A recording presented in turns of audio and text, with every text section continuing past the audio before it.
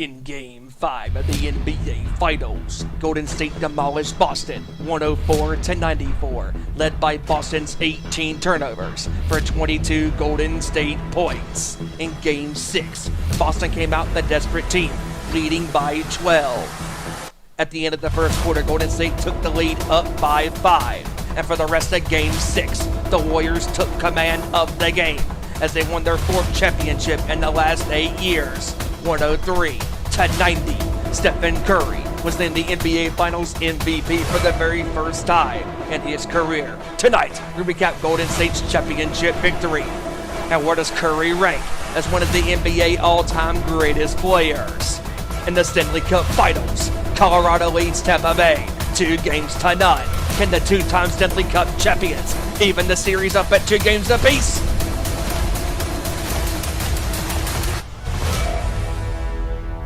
It's showtime.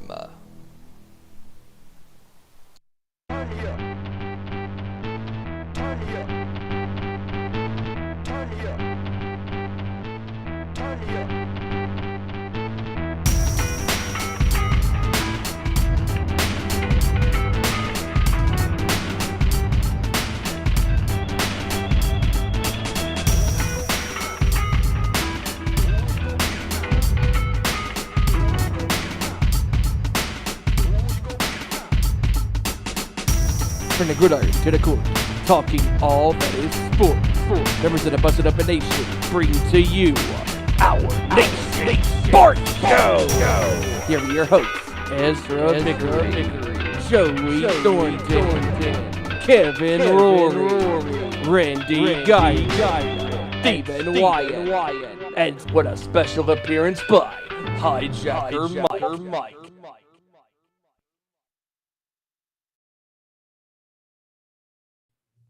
Oh yeah, here we go, folks. It's time to, as Bully Ray would say, it's time to grip it and rip it.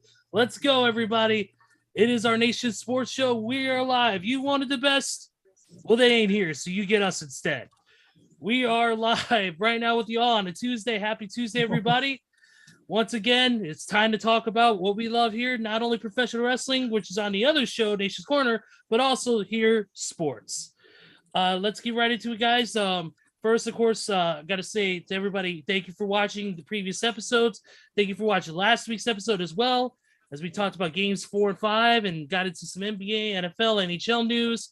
And tonight we're going to do the same. We got a lot to talk about. We got the NBA Finals to discuss, a review. We got the Stanley Cup Finals to talk about. We've got, of course, the announcement today about Rob Gronkowski and his NFL future. We got a lot to talk about on that front, but of course, let's get right to it. You can follow us at Owen_sports show on Twitter, Facebook.com/OurNationSports Show, and Instagram.com/OurNationSports Show. You can follow, of course, us on Discord, GG/The Nation's Corner. Follow Nation's Corner on all of their socials. Their show is Saturday, 7 p.m. Eastern, 4 p.m. Pacific time on YouTube.com/The Nation's Corner. I will be on live this week with Neil and Front Row as we get ready and preview Forbidden Door, which takes place Sunday, June 26th on pay-per-view, where I will be in attendance live for the show, and we'll give first-hand report on the Nation's Corner the next week. So I'll be glad to be on there to talk about that, but we got a lot of sports to talk about tonight, and let's introduce our crew. First off, we got to go to our buddy here, the man they call Vader. Randy Giron is here. What's going on, buddy? Hey, what's going on, everyone? Hope everybody's having a good Tuesday. Everybody's week's starting off well. Just looking forward to having a great show tonight and just hanging out with you dudes, and let's go. Absolutely. And then of course we can't have the show without our good buddy. Don't call him JT Justin Timberlake. It's Justin Thornton or Joseph Thornton. What's going on, my brother from another mother?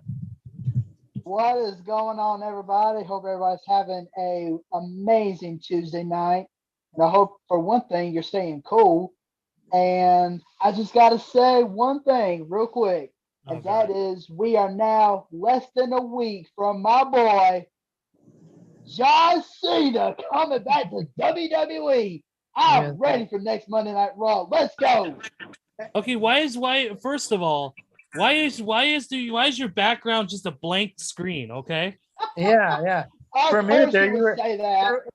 For a minute there, you were just like John Cena. We couldn't see you. Yeah, for a minute there.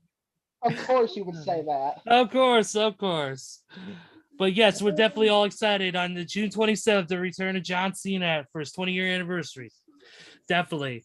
Of course, we can't do this show without this guy here, the guy whose Oakland Warriors gear looks like a muscle shirt. None other than my buddy Kevin Rory. What's up, dude? Oh, and first of all, may I say congratulations to yours and our special guest, Golden State Warriors. Yes. Oh.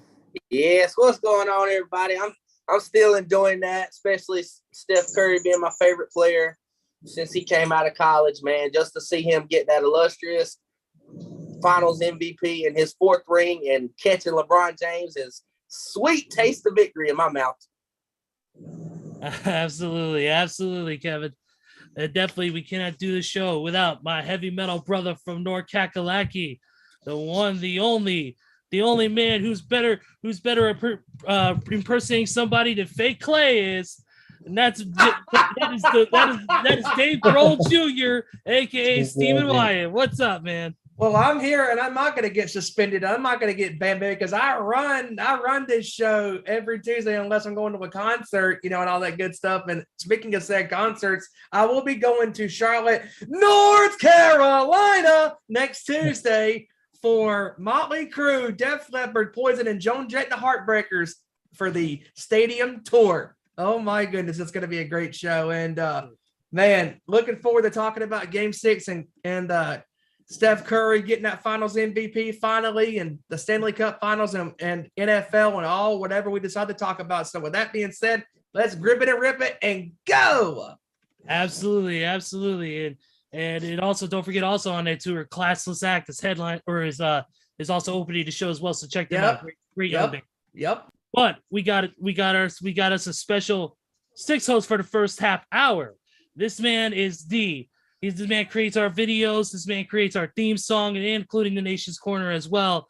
He's also the host of Nation Night Fights, which you can catch whenever this man is available due to his hectic work schedule. You can catch it here on the Nation's Corner.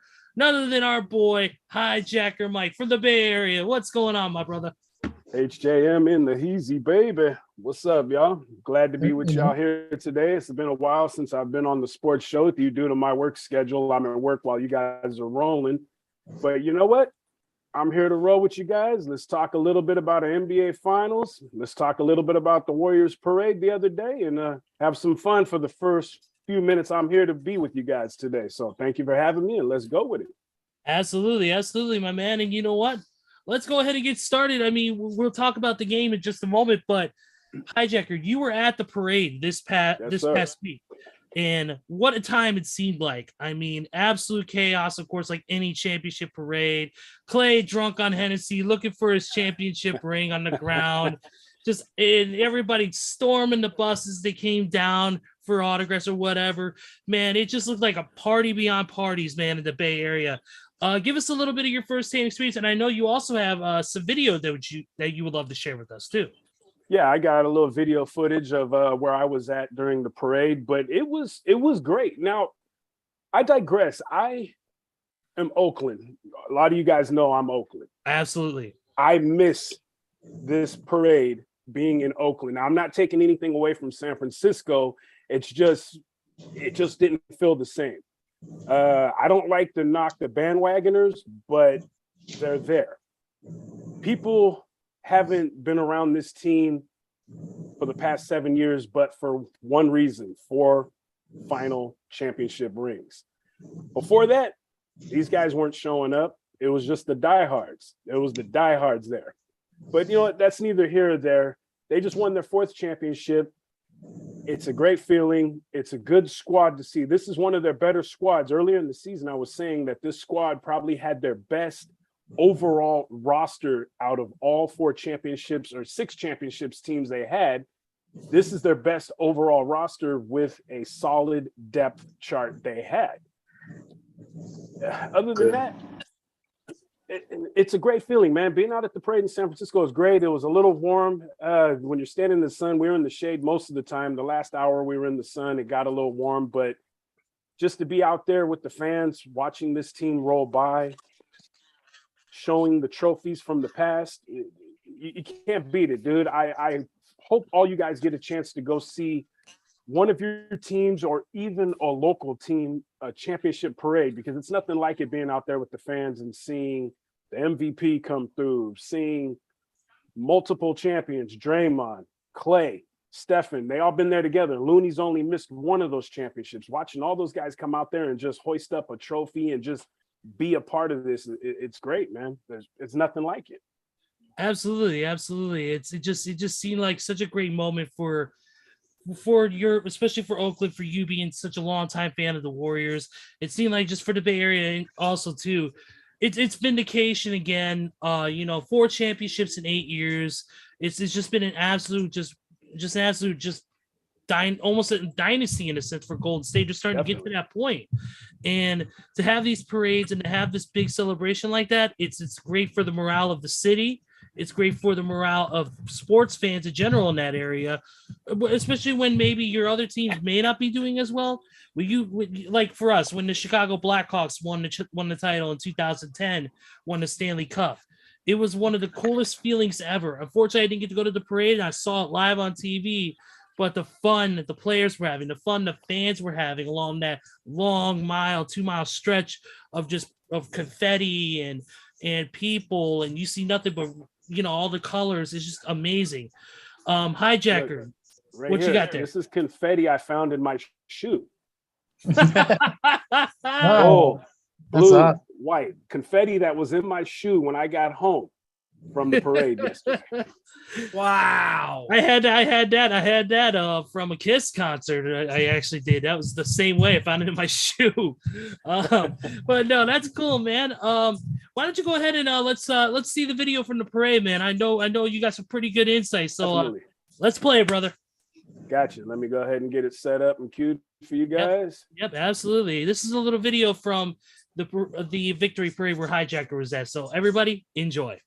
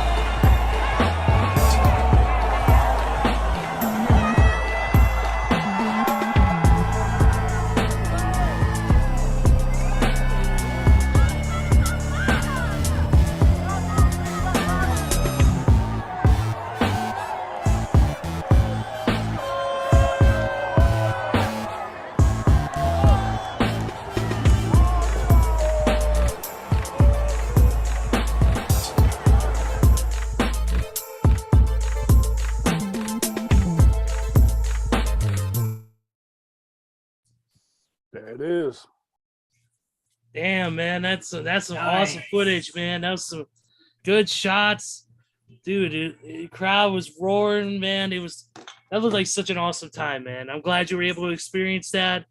Definitely. And just overall, just seemed like a really great fun time and party. Any more thoughts you want to give before we start talking about the game?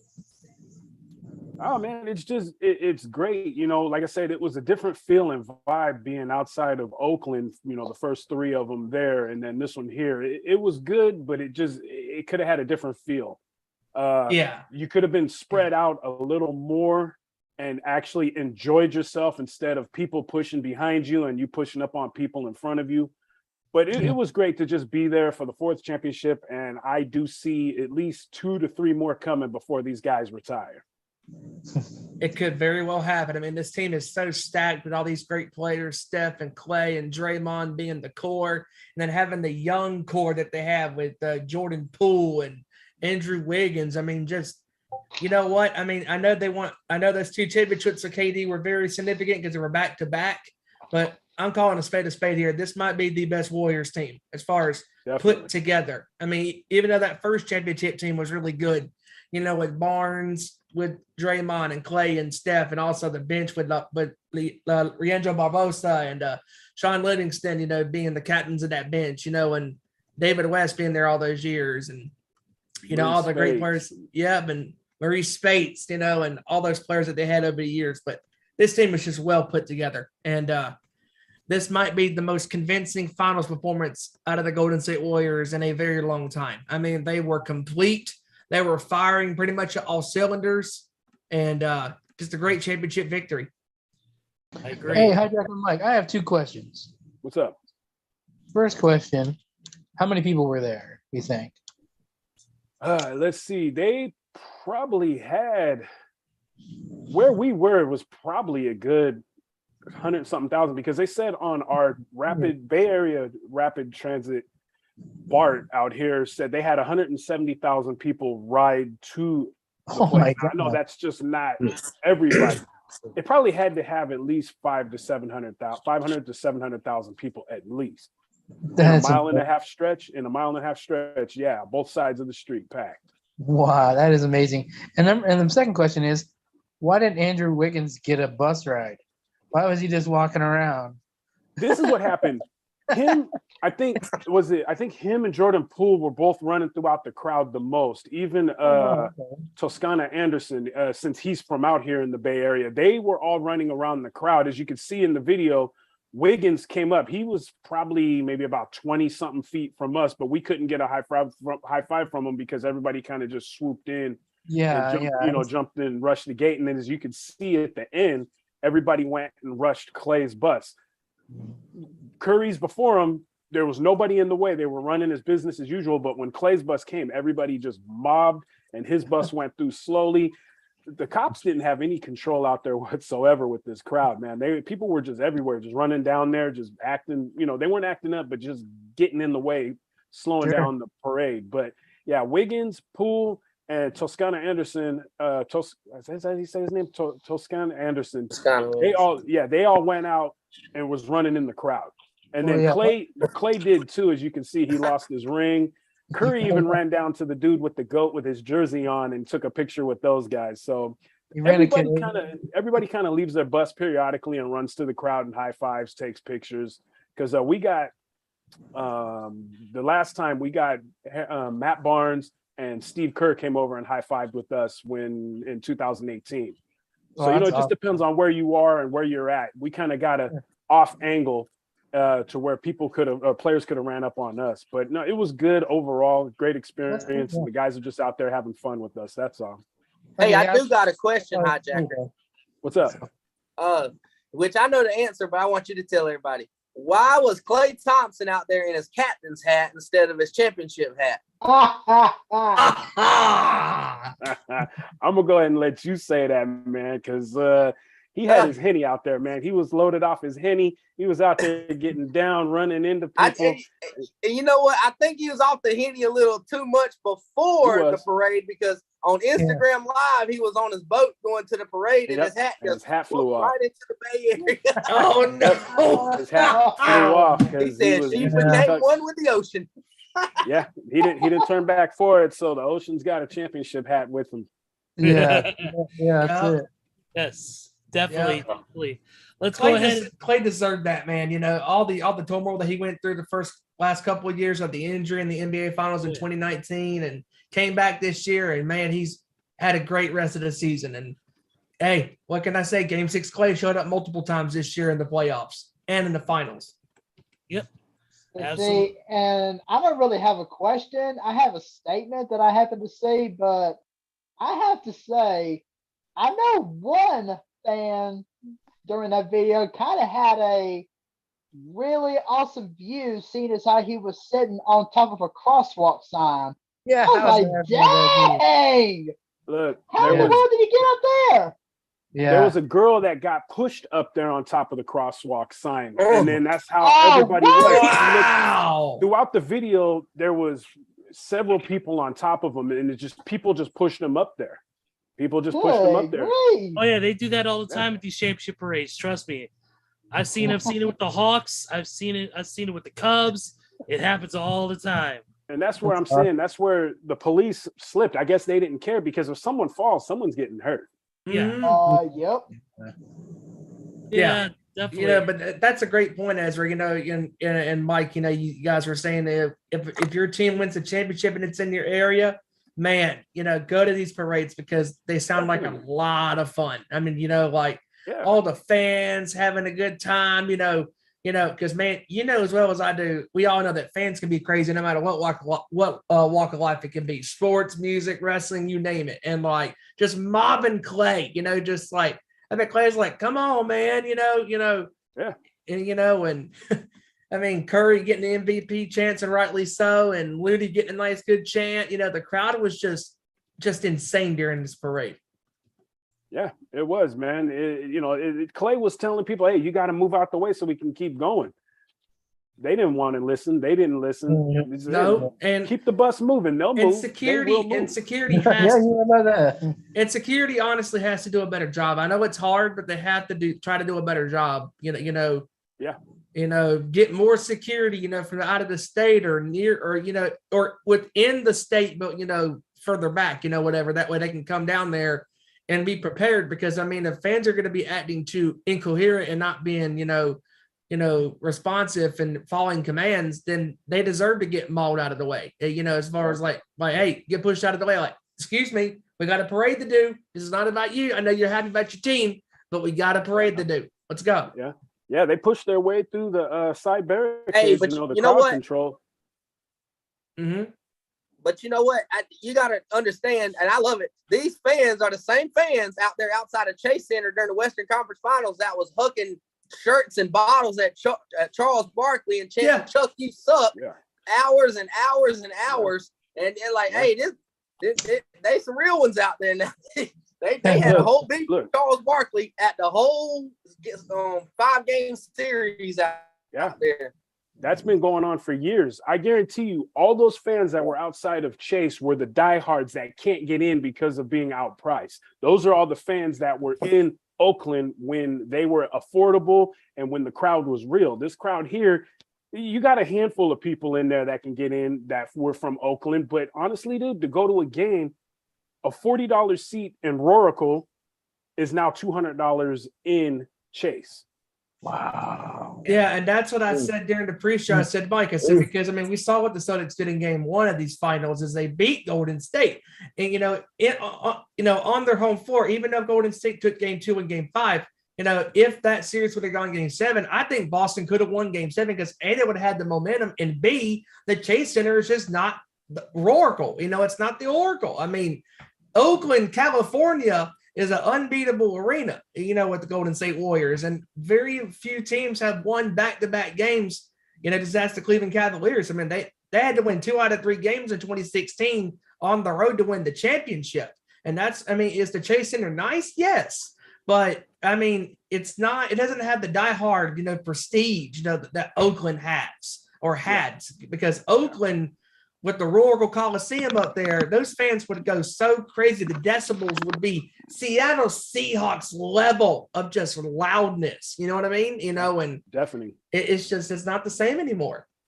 Yeah. But that's part of the problem why I think it hit rock bottom as well during that last 2-year downward spiral that the Warriors had, because not only did Clay go down back-to-back years, obviously, KD left them, but they played their last game in Oracle, Game 6 against the Toronto Raptors. That was a loss.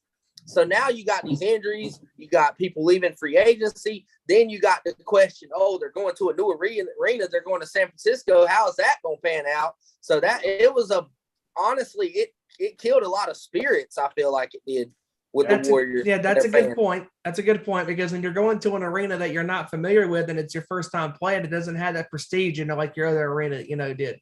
Yeah.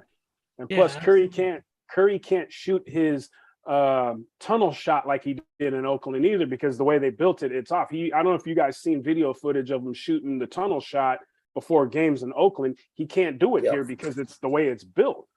Yeah. But the funny thing is that year Clay got hurt, Curry broke his hand, and they went and got D'Angelo Russell. They couldn't sell tickets then, and tickets were freaking early 2000 prices for him. But who wanted to come see the team with only Draymond running the floor? Nobody really knew who D'Angelo Russell was. Yeah, we seen him play for Minnesota and whatnot, the Lakers and whatnot, but we aren't used to him out here. We wanted Steph Curry, we wanted Klay Thompson, we want Draymond Green. That's the core that these fans know. But San Francisco, it's a money group. It's all about money out there. We're going to try to go next year, but we don't know what we're going to be able to spend to go to just one game. Even if you go to a lackluster team, you don't know what you're paying. Exactly. Not only that, but even like when you get the big money matchups, like eventually they'll face Boston this upcoming season, and I imagine those tickets are going to go through the roof because those will be the highest. Yeah, absolutely. But gentlemen, I got to get rolling because I got a call. I'm headed to the lounge. Thank you guys for letting me join you for the first 30 minutes to talk about the Warriors. You guys absolutely, brother. Thanks. Absolutely. Good meeting you, sir. Take care. All right. Good meeting you. Take care, Hijackers. All right, y'all. I'll catch up with you guys on the flip side. Take care, brother. Hijacker. Take it easy, buddy. All right. All right, guys. Such a great guy. That was Hijacker Mike, everybody. Of course, like I said, the host of Nation Night Fights, the boxing exclusive show, which you can catch on here whenever he is available to do so. You can also listen to his beats and all that on our videos. Man, he is such a great guy. I mean, he is such a chill guy. I got to hang with the guy back in October in Baltimore, just a down to earth dude and just super cool guy, and his beats, man, are just old school West Coast, and just fire, good stuff. Yeah, absolutely. Well, let's go ahead and move into the game, guys, because we got a little bit to talk about there, and let's head into the NBA Finals, and let's talk about that final Game 6 where the Warriors clinched it. Of course, the Warriors won that game 103-90, 13 points. Let's talk about some of the stats, man. Steph Curry, big game, 34.7 rebounds, 7 assists, 2 steals, and a block shot. With only 2 turnovers, you had Klay Thompson with 12 points, 5 rebounds, 2 assists. Draymond Green, he had finally a big game for him, 12, 12, and 8. And then Andrew Wiggins with a strong performance, 18, 6, 5, 4, and 3. Very nice stat line for Wiggins. Very nice stat line for Andrew Wiggins in this final game of the series. And then, of course, when it comes to the Celtics, Jason Tatum had 13 points, but he was only 6 for 18 from the floor, 1 for 4 from 3-point range. Al Horford at 19, 14, and 2. Williams had a big game. Jaylen Brown, 34.7 rebounds, 3 assists. Big game for him. But in the end, the Warriors, it's too much power. Too much firepower. Once they got the lead, man, they kept it, and that was it. Game freaking over. And the Warriors, of course, their 4th NBA title in 8 years. Boston going to be looking this offseason maybe to make those key adjustments to get back to the NBA Finals. We'll see. Kevin, since you are the Golden State Warriors fan outside of Hijacker on the show, I kind of want to get your thoughts on Game 6, on the performances, and of course, we got to talk about not only that, but just the overall mettle of this team throughout the series has been absolutely incredible. I mean, this whole series has been incredible, back and forth, and then the Warriors just opened it up and took those last 2 games, man. Just an absolute competitive, great series from both teams, not just Golden State, but from both teams as well. Yeah, man. I'm gonna talk about the Celtics to start with and what went wrong with them that series. And to be honest, everybody's shitting on Tatum. He didn't show up. I get that. He made horrible mistakes. I get it. But I'm going to be one of the people that's going to be on the opposite end of that spectrum. I'm not going to blame Jason Tatum. Listen, this guy came out there and bitched Kevin Durant in the first round. When you bitch one of the best scorers in NBA history, you get my respect regardless. What I think happened, Boston, not only like we just said, Golden State's got too much firepower, but at the end of the day, Boston just knew they didn't have it. They knew they were desperate from Game 4 through Game 6. The last 3 games, they were just throwing everything out of the bag to try to win. And there's a point in time, and I think in Game 4 that we talked about, and I personally said, that ripped the soul out of the Boston Celtics. And that was in the Warriors just knew they were better than Boston. Boston knew it. They finally came to terms with it, like, oh, they're just better than us.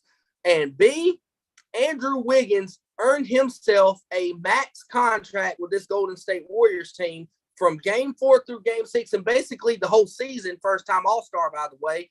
He ripped Tatum's soul out with his defense. And everybody can sit there and just like this old media and, oh, well, Tatum turned it over. He made dumb passes. He's arrogant. Watch film.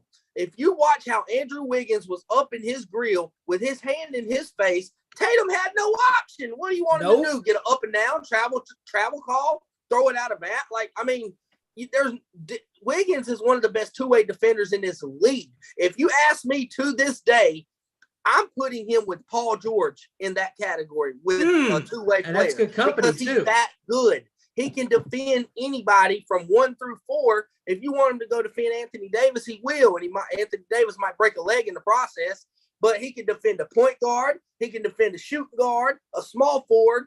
And Wiggins' defense has been absolutely phenomenal against Jason Tatum. And Tatum, he's going to be back in that position. Hey, even Kobe Bryant struggled in his first NBA Finals. Even LeBron James was subpar in his first NBA Finals. Let's not shit on Tatum too much. The kid's got a bright future. He's done something at his age that Kyrie Irving, Stephen Curry has not done with his All-Star games and his playoff success so far. This kid's he's going to be the face of the league. I'm sorry. It's that plain and simple.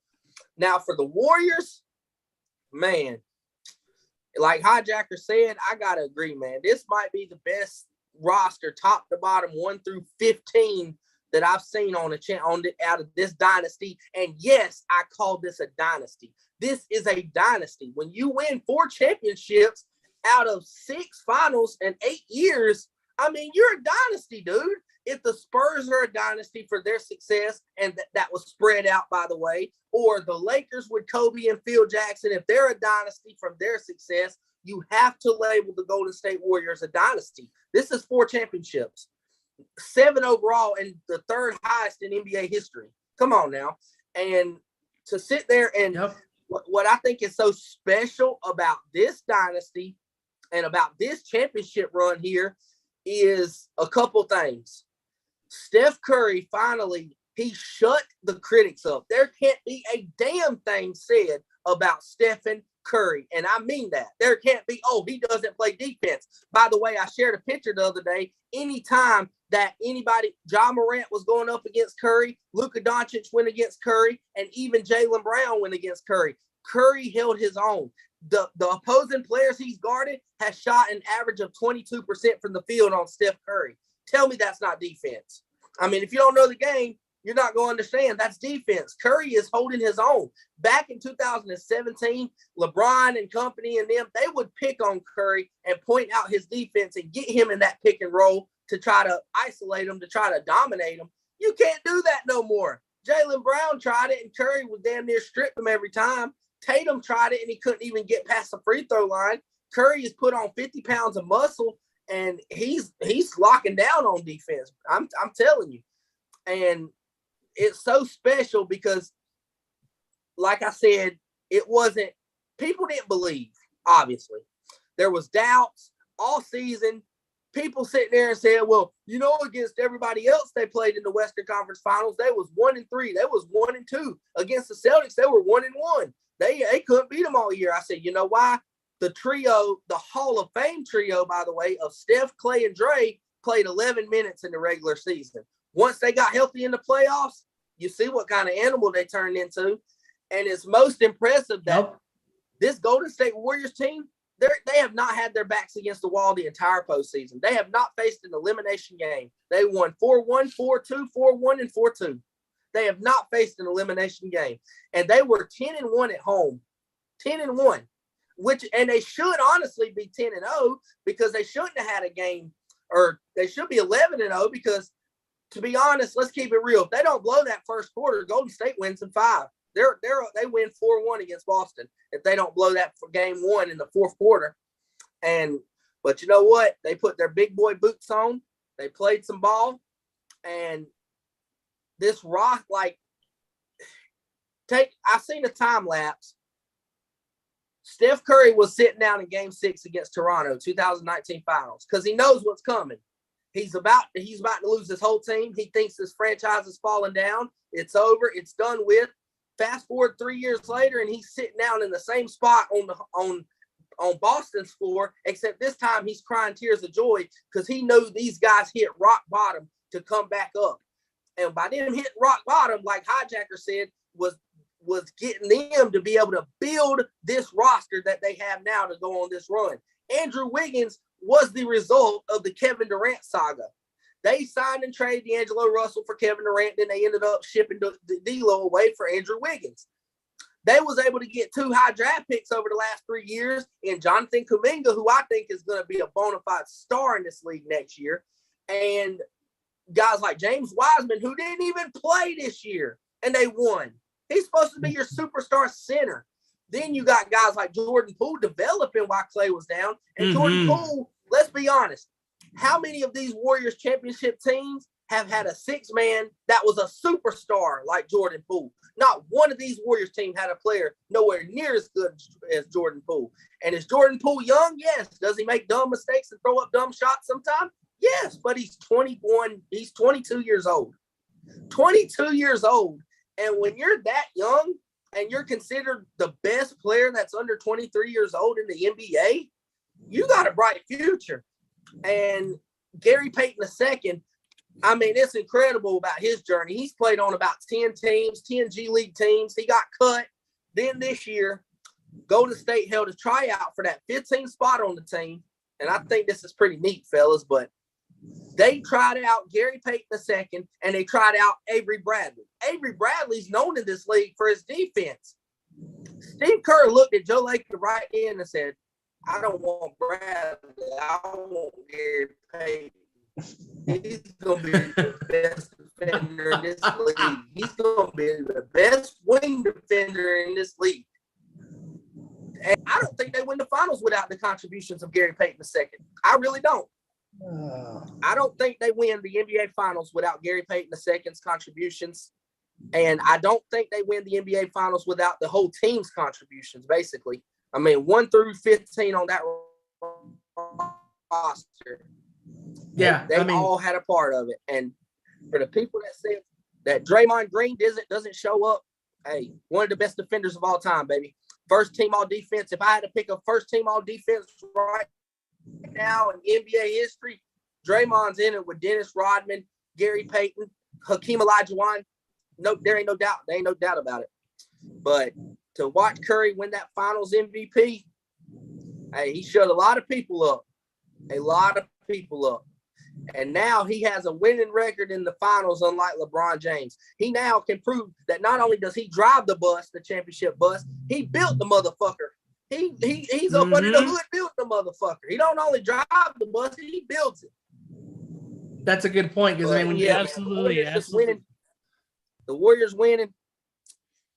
I'm telling you, like Hijacker said, I see 2 more championships easily because of the young talent, the old talent, the vets. I mean, they don't even have to have Otto Porter come back, but I know this summer they plan on signing Andrew Wiggins and Jordan Poole to big extensions, and that's key. Absolutely. I agree. They got the job done. Dad joking coming. Speaking of getting the job done. Speaking of getting the job done, I tried out as a circus performer the other day, but I had to jump through hoops just to try and get the job.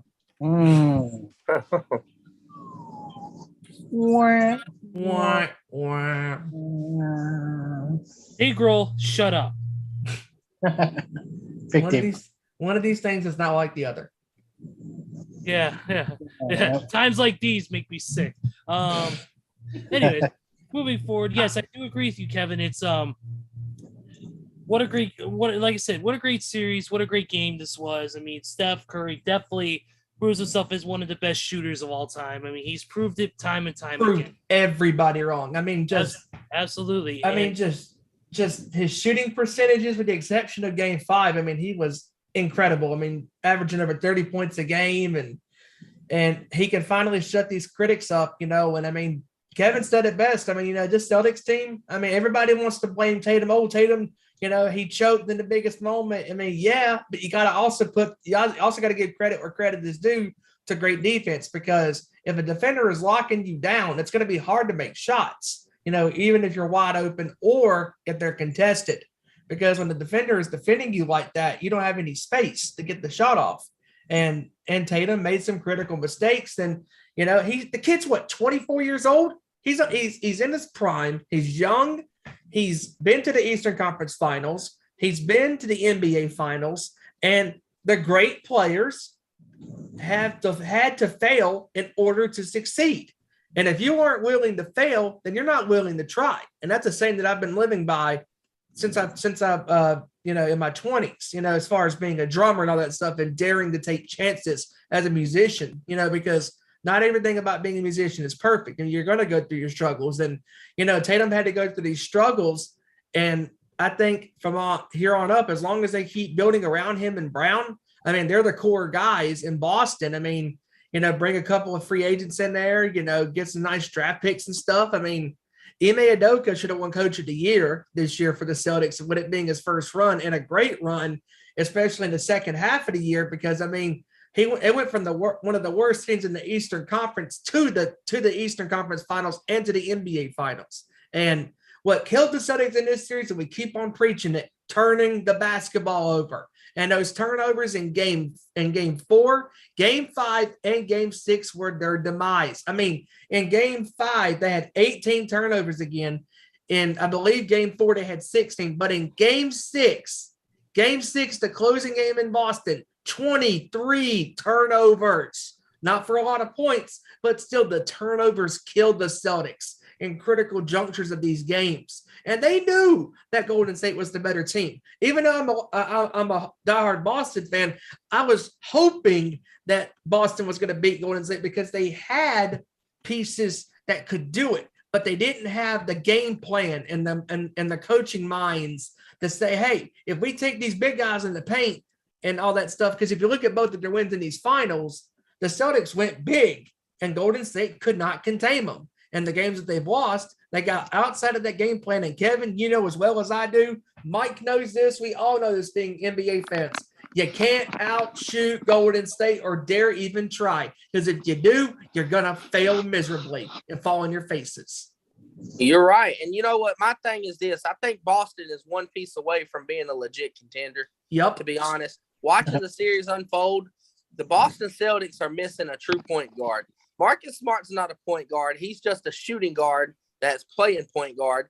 They need someone who can control the pace of the game, who can slow the offense down from spiraling out of control. That's the when problem. Curry starts flying. Curry starts flowing and he's balling, and then the offense is like, oh shit, we gotta hit a three. We gotta go just chunk up threes. And that's been their demise, because then it leads to turnovers. Then it leads to Bad shots. Oh, and Kevin, they need a point guard to say, look, no, slow it down. We're going to run a pick and roll. We're going to get inside the paint. We're going to slow the pace down and score. I mean, if that happens, Boston's in the series, but they have no point guard. And if they Kevin, go outside, even a Tyus Jones, someone who's smart enough to say, okay, slow it down, someone who can lead, because Ime Udoka had a great game plan. He's telling the team what to do, but you can only coach. You're only on the sideline. You're not on the court. You can't tell your player. I mean, you can't do the job for the players. You got to have a point guard who can bring that coach's knowledge onto the floor. And Boston don't have that. And Kevin, I'll say this as well, and I think you'll agree with this, but I think this Celtics team reminds me of that 2016 Oklahoma City Thunder team, because all the great game plans that they had in mind, Russell Westbrook, everybody said he's not a true point guard, and he's not. He was classified really as a shooting guard, playing the point guard role.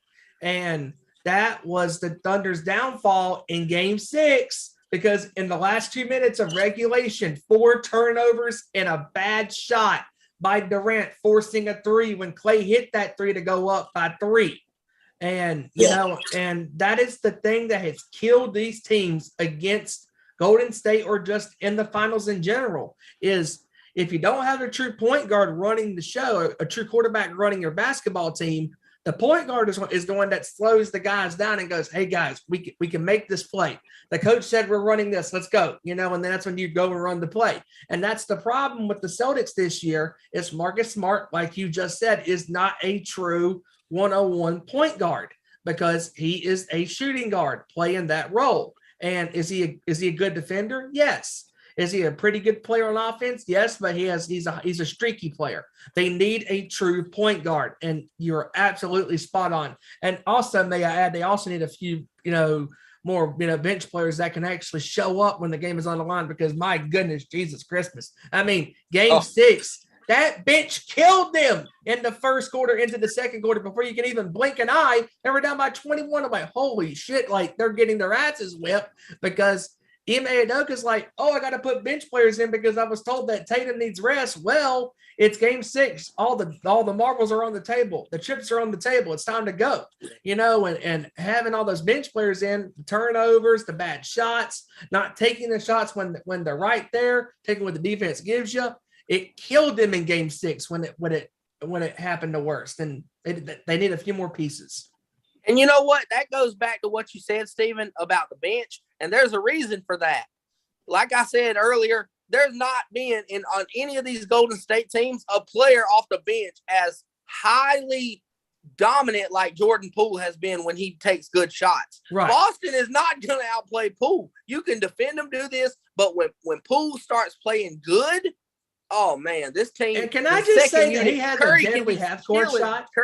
Curry can be chilling for 3 to 4. He could just be chilling the whole second quarter while Poole's running up the score, hitting threes, getting layups, like making plays when he's making smart decisions. Poole is dominant. And Gary Payton, like I said, he was so crucial to that team. Just great his defender. athletic ability to play D, to get rebounds, stuff like that it's untangible. And I think, like you said about Marcus Smart with the point guard, a lot of teams have trouble, and I think it's because people actually underrate. Steph Curry is such a good shooter that they underrate his ability to be one of the best point guards of all time. Like, he's on the same level of playmaking as Magic Johnson, just because he runs the offense. He runs the pick. He don't turn the ball over. He got good handles. He makes smart decisions. And not only do you have Steph Curry, you have Draymond Green, who's a point forward, one of the best point forwards in NBA history to run your offense through. He makes smart decisions. So, I mean, you're basically playing 2 point guards. And you're not going to beat Golden State if you don't have a top-notch point guard in the NBA. And everybody was killing Kerr. Everybody was killing Kerr for the fact that Poole was playing in Game 1. I'm like, dude, come on. It's Game freaking 1. I mean, this is not a full, 4-game, 5-game series already in this point. This is the first game. And Poole, as the series went on, he got very comfortable in the offense. And can I just say that he has a deadly half-court shot? I mean, good Lord. I mean, oh my goodness. I mean, 2 of the most critical threes in NBA Finals history in a long time, especially in Game 5 when the Celtics were up by 5. and Poole hit that 3 to cut at the 2, and then before you know it, Golden State scores 13 points in a row in Game 5 because of Poole's back-breaking 3 in Game 5. I mean, and then the 3 that he had in Game 2 this Golden State team, they are here for a long time, and for a few more years, and everybody doubted them, but you got to rise, from failure to get back to the top if you want it bad enough. And Golden State truly wanted it bad enough. And Kevin, you know this as well as I do. What has Golden State's mentality been for the last 7 years when it's happened? Strength in numbers. And you know what those strength in numbers are, Steven? It's not just the players. That's what people don't realize. It's the organization, the front office, the coaching, your assistant coaches, guys like that who matter most. When you got an owner like Joe Lacob and Peter Guber, they're willing to pay billions of dollars in a luxury tax to retain their stars. They're about, you know how much their payroll is for next year if all the players get extended to this and that? $434 million that they're paying out. And you know why? They can afford it. They're writing checks. I mean, you got to spend money to make money, right? They're spending money to keep that championship run intact. You're going to pay Wiggins $200 million. You're about to pay Poole 4 years, $100 million rookies max contract. You're about to probably get Looney back. You're probably about to get Gary Payton back on a cheap deal. So, I mean, the strength in numbers is crazy because the ownership, it starts with them. Then they get a guy like Steve Kerr, who, by the way, has 9 NBA championships. 5 as a player and 4 as a coach. And the crazy thing is if you ask me right now, it's not crazy, but Steve Kerr is the number 5 coach in NBA history to me. If you ask me my coaching tiers, if you have the 5 Mount Rushmore of coaches, I'm going Red Auerbach of the Celtics. I'm going Phil Jackson, Pat Riley, Greg Popovich, then Steve Kerr. You got to, with the dynasty like that, you got to put Steve Kerr up there with the Greg Popoviches of the world, up there with the Phil Jacksons, the Red Auerbachs, guys like that. Like, you got to put them there. And Steve Kerr's done such a good job with him and Steph. It reminds me so much like how they compared Steph Curry to Tim Duncan, just because he's so selfless. If you ask Tim Duncan, we don't need you to score. We need you to go get 10 rebounds. Tim Duncan ain't going to score. He's going to get you 10 rebounds. You ask Steph Curry, I don't need you to score. I need you to get Wiggins because we got a mismatch. You know what Curry's going to do? He's going to get Wiggins the ball, and they're going to take advantage of that mismatch. So this is so similar to the Greg Popovich era, the Spurs dynasty with Tim Duncan, Ginobili, and Parker. It's so similar to me because of the selflessness, the unselfish play, the coaching, like everything. The assistants are good. It's so unselfish, and it's fun to watch this team play basketball. Yep. Absolutely. When you look at this, this championship team with this Warriors team, I mean, from the top to the bottom, I just did a Linkin Park reference. Look at that. I mean, just the fact that, from Wiggins just Wiggins to me was the biggest key piece to this championship team. Just in time for that reference. I mean, just the way he played this year in his first run with Golden State. I mean, he's better than Barnes, in my opinion, as a defender and a shooter. And he's way better. Not afraid to take the big shot. Yes, definitely. Way better. I agree with that, Steven.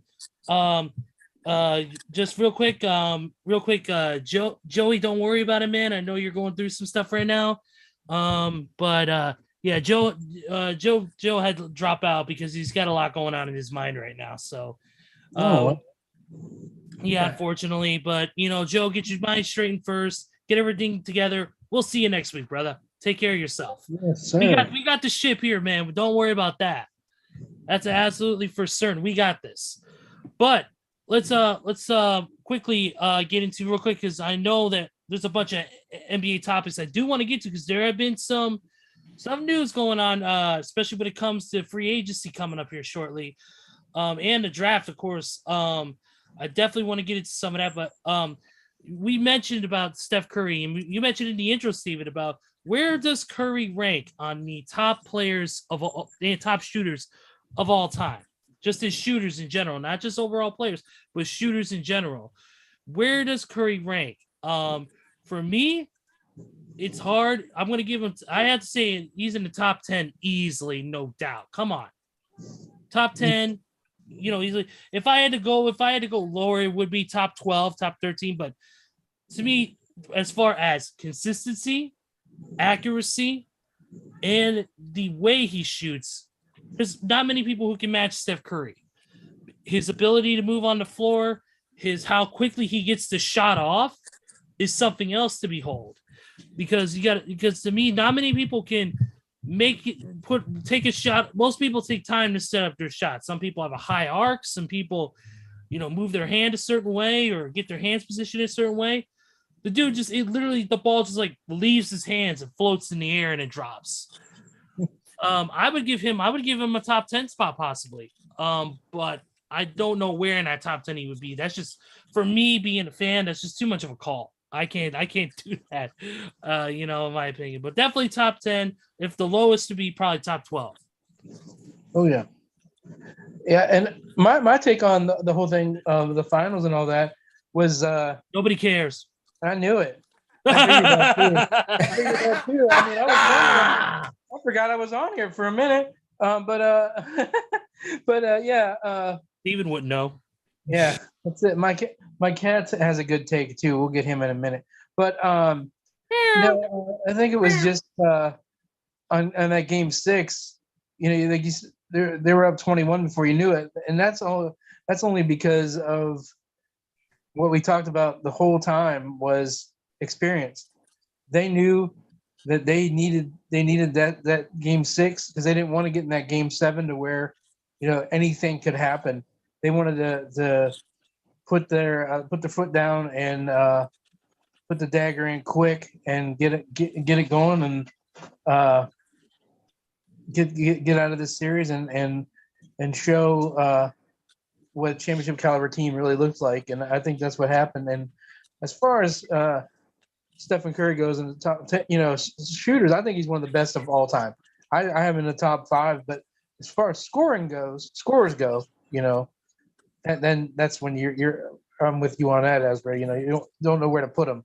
There's you open up a can of worms.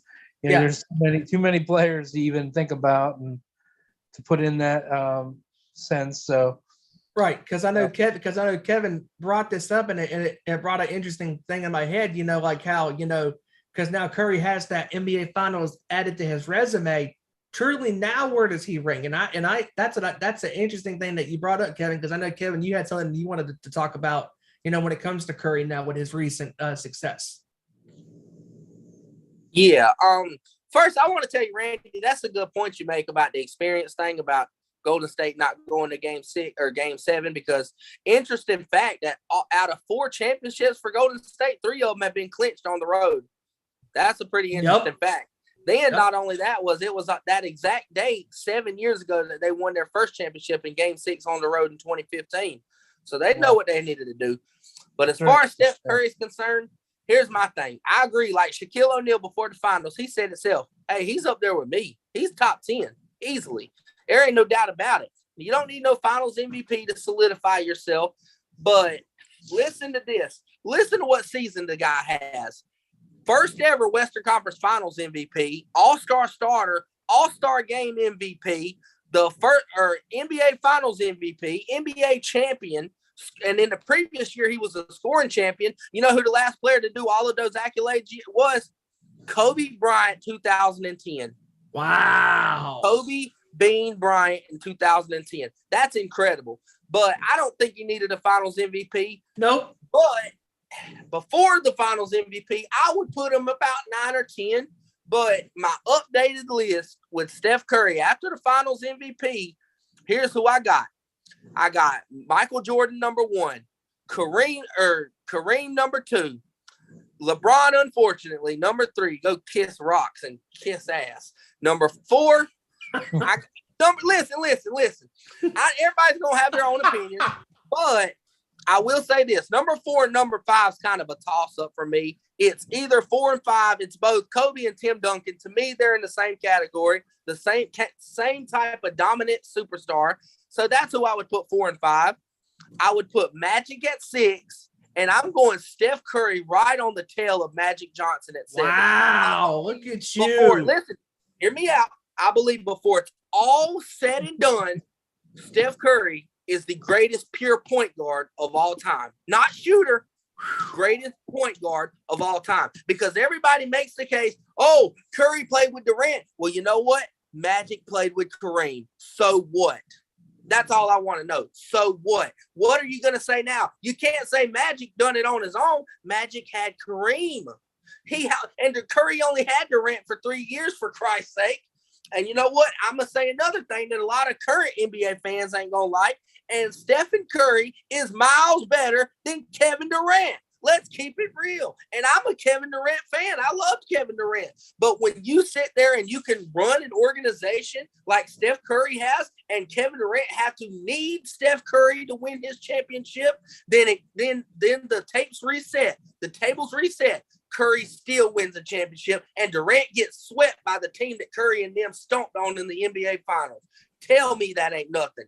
Curry is better than Kevin Durant. Overall, yes. So that's why Kevin Durant's not in my top 10. Number 7, anyway, I got number 8, Larry Bird, Larry Legend. Number 9, Shaquille O'Neal. And number 10, because of all the damn points or championships, you can kind of flip-flop them, but I got Wilt Chamberlain and Bill Russell. That's number 10. They right there together. And the only reason they're so low is because there wasn't nobody really playing in their time. They're playing basically like high school ball against middle schoolers. They're just dominating. But their success can't be denied. The fact that you have LeBron over Kobe, and you're a huge Kobe fan, and right. And I cannot believe. I mean, he has ran his teams. I will say that. Do I think he's selfish? Yeah. Do I think he don't? I mean, the fact that you have LeBron over him, yeah.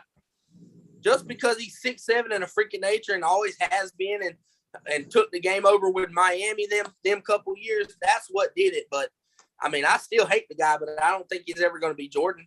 No, because nobody will ever be Michael Jordan. I mean, LeBron, I think what solidified him as one of the greatest players, and look, we clown on him all the time here on this show, but what solidified him as a great player was that Game 6 performance against Boston 10 years ago, 45 points in the Garden. I mean, and Boston on the brink of an NBA Finals appearance against OKC that year, and Curry with this performance this year, I mean, he has solidified himself as an all-time great, and he's up there. You could put him up there. I mean, with the championships.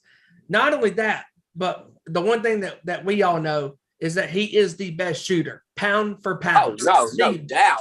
The best shooter in the NBA. Own class. He can pull up and hit a 3 just like that. I mean, just his half-court heaves are deadly.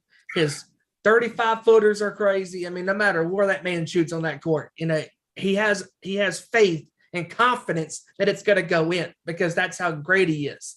And the one thing go ahead. I said, and the crazy thing is, like you said, that's what makes me wonder, why in the actual hell did Boston try to play drop coverage on Curry the whole series? Like, they're saying, like, oh, we don't want Draymond to play 4-on-3 on the back end, so that's why we're not trapping Curry. We're just gonna play under and let Curry. He can just pull up and shoot the 3, bam, in your face. They basically handed Curry that finals trophy in his hand. They said, you know what, shoot us to death. They said, okay, I'm the greatest shooter ever fucking live. I'm going to shoot 11 threes. I'm going to make 7 of them. Yep. Jesus Christ. I mean, in game 5, unfortunately, he had a slip up, but other than that, I mean, game 1 through 4 and 6, I mean, he had an outstanding performance. I mean, just not a lot of turnovers, had over 160 something points, or 80 something points in these finals. I mean, just absolutely now has solidified himself as an all-time great, because everybody always said, oh, even though he had those 3 championships previously, is he really that good? Well, I think this performance this year has put him in that list, or the talk for the conversation to be on the list. And you know who else? You know what else we ain't taking account of? What's that? That there's only one other player in NBA history, only one that has completely changed the way the game is played, and that was Michael Jordan. Steph Curry has changed the way the game is played. Shaquille O'Neal could not play in the NBA in this day and era because of the shooting. If you're a center and you can't shoot, you're not going to be on a roster. It's that simple. If you're not athletic or can't shoot, you're not going to be able to play. Back in the day, even in my time when I played, shooting a ball 2 foot beyond the 3-point line was considered a dumb shot, stupid, outrageous. Like, what the fuck are you thinking? Get on the bench.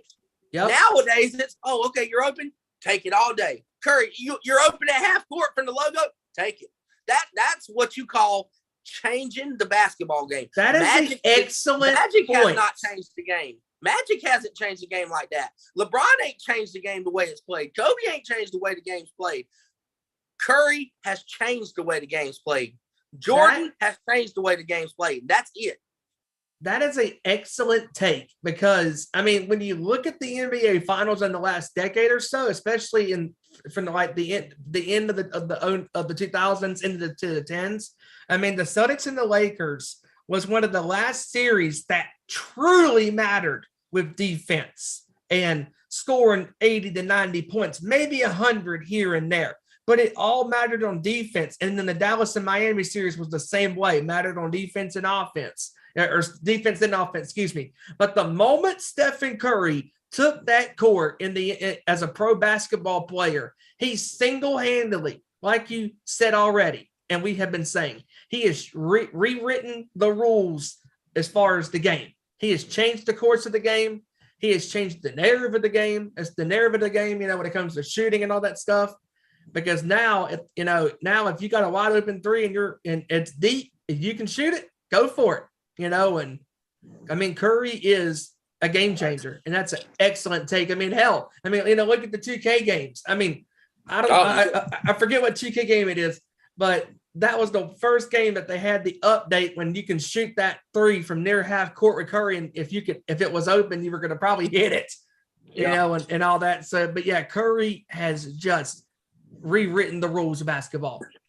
To me, he looked like a different animal this year, to be honest. Like, I've never seen this in him. Like, we seen it with Kevin Durant in 2017. Like, he wanted it. He was hungry. And the way he was hungry is after the finals when you seen him on the floor crying. I've never seen him cry tears of joy like that. That lets me know right there he was hungry. He brought the assassin out in him, and it only boosted his all-time rank all the way up into the top 7 to me. And he's soon going to be passing Magic Johnson with another hardware in his trophy case easily. Yep. And yeah, absolutely. Absolutely. And real quick, you mentioned about you were talking about Steph. You mentioned how he's changed the game of basketball. Well, if you remember, also Steph first garnered a lot of controversy too because of his shooting style. A lot of threes, a lot of the way he shoots. Who was another, who else, but not in the basketball world, who kind of did that, who changed the game, but also had a bit of controversy surrounding him? The Young Bucks. Yeah. The Young Bucks changed tag team wrestling with their high-flying style, their use of tag team maneuvers, and most importantly, their use of super kicks. Yes, they were. Yes, some people thought they were killing the business because of the way they were. But what did they do? They helped revolutionize the new style of tag team wrestling that's been with the Lucha Brothers, Private Party, Top Flight. Same thing goes with Steph Curry and his 3-point shooting. The way, the man hits a lot of threes, but it's the way he's hitting these threes. It's the way he's hitting these threes, the open looks he's getting, his shooting ability. Like I said, there's no setup to his shots. A lot of it's just free flow and just bam, pull up and go. Free flow out of the hand and then goes in. In game one, Ezra, how talented he is. In game one, the Celtics in the first 10 minutes of that quarter did not know what the hell they were doing with him because he was just pulling up and just shooting these threes, nothing but net, and he was hitting them like they were nothing. And I'm like, what are you guys doing? I mean, you're playing piss poor defense. And, if you're going to leave a man that wide open and hit 6 of 8 threes, he'll eat you for lunch and dinner and then again for breakfast. I mean, all day, every day. I mean, that's how Curry played the Celtics this year in these finals. I mean, just incredible. Hey, Ezra, you bring up a good point about Curry with the controversy and the way he's changed the game, because I believe Hijacker actually brought it up earlier in the show when he said the fans were mad about Monte Ellis being traded instead of Steph because of how Steph shot those threes and stuff. And you know what? I mean, he's got a point, because, yeah, the fans were kind of mad about it because they're like, why? He's got ankle problems. And actually, the story had broke that it came out before they traded Monte. The Warriors actually offered Steph Curry to the Milwaukee Bucks for Andrew Bogut, which ended up being Monte Ellis for Andrew Bogut, essentially. But they offered Steph Curry. The Bucks turned it down because they said they don't know about Steph Curry's ankles. But fast forward, like Hijacker said, 7-10 years later, like, he changed the whole damn game. And thank God we got rid of Monte for him, as much as good as Monte was. But damn, he ain't no Steph Curry. Mm-mm. I mean, now that Curry's gotten in the best shape of his life over the past decade, I mean, you know, and not having a lot of ankle injuries, I mean, I was like, man, this kid's great, but he's got a lot of ankle injuries, you know, and Defense been phenomenal. yep. And then ever since then, he's been great because he's worked on his game, worked on his conditioning, and not only that, but having great coaches will do that. We can thank Mark Jackson first, and then the great Steve Kerr coming in and solidifying the greatness of this Golden State franchise. I mean, you know, if you're a fan of another team, you don't like it because they keep winning. But if you want to beat the best, you got to beat the best. You want it, got to take it from them. You can't hand it to them on a silver platter. And that's honestly, I think, what the Celtics did this year in these finals is they handed this championship to Golden State. You got to take it from a fighting champion. Absolutely. Definitely want to get us some more NBA news before we even get close to closing out the show tonight, because there is a lot to talk about. One of the big things I want to talk about, and of course, this is, it's Bulls related news, and why else would I not report about it? But it was reported by multiple sources that the Bulls have told all other teams that Zach Levine will be re-signing with the Bulls under that rumored 5-year, $200 million contract. So without even putting pen to paper yet, Zach Levine will officially stay as a Chicago Bull. But in the process, the rumors are that the Bulls are looking to shop Kobe White and an 18th pick for possibly Rudy Gobert. Ooh. They're looking to get Rudy Gobert, which is something that I don't know. I want to get your guys' thoughts on this whole idea. I know they did pretty much Kobe White's already got one foot out the door, it seems like. Anyways, so if you get Gobert on this team, I mean that's a good piece to get because he's an excellent defender and he's a former defensive player of the year, you know, and if he stays healthy and if he goes to Chicago, he could be a very good piece to Chicago. And that's another significant piece that Chicago needs is that presence in the paint, because that's what killed them in the playoffs this year against Giannis Antetokounmpo in Milwaukee in the first round. I mean, Chicago had a nice run this year, but they are a few pieces away from possibly being a championship contending team. If you get Gobert, that'd be very nice. Very nice way to start. Yeah, I think Chicago is just to the point with the recent signings in the last offseason or so. I think they're just done with Kobe White. Not that he's bad, but there's no room for him on the team because when I look at their backcourt, they signed DeMar DeRozan. There you go. Yep. Levine's out there with him. There you go. You got Lonzo Ball and then got Caruso, who's a great defensive backup point guard. So where's Kobe going to play? He's not going to get no playing time. You can't put him at a small forward. Nope. You can't put DeMar down there at power forward. Nope. Your best bet is that, hey, let's try to package something up and get one of our needs at center. And I mean, yeah, he's going to be a good defensive center. I just worry about his offense. I would not get rid of Vucevic, though. I would he's been great. Got to keep him. And to be honest, I would probably move Vucevic to the power forward and start Gobert. That way you got two big. I love it. I love it. Powers in there. Oh yeah, I agree. That'd be a good move. Oh, definitely. I agree. That's definitely a great move. Real quickly here, one of the other notes that I wanted to get into as I head to the Legion Hoops page, which they've been pretty accurate on their stuff lately, is one of the other big ones is that right here, John Wall has officially exercised his $47.4 million player option for the 2022-2023 season. Legal robbery. Wow. Legal robbery. Legal robbery. He knows. Hey, look, the guy knows he can't play no more, so he said, "Fuck it, I'm gonna get my money. Fuck it, I'm exercising my option. I'm going back in." Yeah, it's like that song. Go on, take the money and run. Yep. That's what he did. Here's a little story about Billy Joe, obviously. Yeah. Anyways, but you know, Really? yeah, with nothing better to do. Basura. But you know, I mean, John Wall, I mean, in my opinion, I mean, he's overrated. I mean, is he good at time during his career at times? Yes, but no, he's overrated. I mean, you know, I mean, he doesn't have it anymore, you know, and all those years that Bradley Beal played with him, I really think that that he was holding Bradley Beal back in Washington, you know, because Bill is a hell of a shooter. And I really don't think he's going to be a good asset to a team next year. He's just going to be collecting money, you know, and wherever he goes. Yeah, I could see that. Yeah. Then right here is another report according to Ian Bigley. The Knicks have discussed offering a package that includes multiple first-round picks for the number 4 overall pick. Jaden Ivey would be the expected pick there.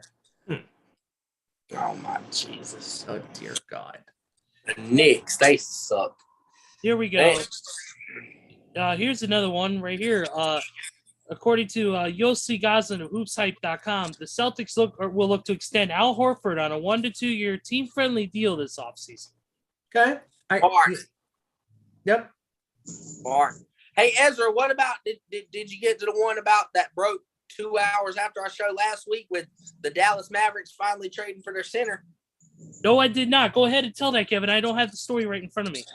The Dallas Mavericks traded Boban and a couple other pieces, not too fully sure, but they traded for Christian Wood of the Houston Rockets, who's a pretty decent center. He can shoot the three, space the floor. He can block shots, which what we said in the previous shows after the Western Conference Finals, I said it myself. Dallas needs a shot blocker. That's your number one concern. And damn it, before the season ended, Jason Kidd said we get it. Pull the trigger. Hey, I respect that move. I love it. Yep. It's a good move for Dallas. I mean, Dallas, you know, that's another teams are slowly but surely learning from their mistakes when you go up against Golden State, because Golden State clearly has the pieces, and it's like, you know, Kerr is teaching everybody, hey, if you want to make a great team, get a center who can actually shoot, who can play great defense, and just great role players. And, you know, in Dallas, I mean, there are a few players away from being a contending team this year, too. I mean, my God. I mean, Luka is an incredible, incredible young player, and he's going to get better from here on out. I agree. He's definitely going to get better from here on out. It says right here, the Lakers are hiring Atlanta Hawks assistant Chris Gent to become their top assistant coach. New coach Darvin Ham recruited Gent over the past week to lead his staff. He's got a strong history with LeBron James from his early Cleveland years. What, when they sucked? He's an Ohio guy. Listen. I think the Lakers in general are a circus, but I actually do like these offseason moves with this coaching staff, though. I believe that, I mean, that's trustworthy. And the fact that they hired Rasheed Wallace as one of assistants, maybe he can actually preach some kind of fucking toughness into Anthony Davis. Hell yeah. Jesus Christ. Can't even stay healthy. Rasheed Wallace going to toughen them up a little bit for those Pistons days. Oh, yeah. He's going to get them right. Oh, absolutely.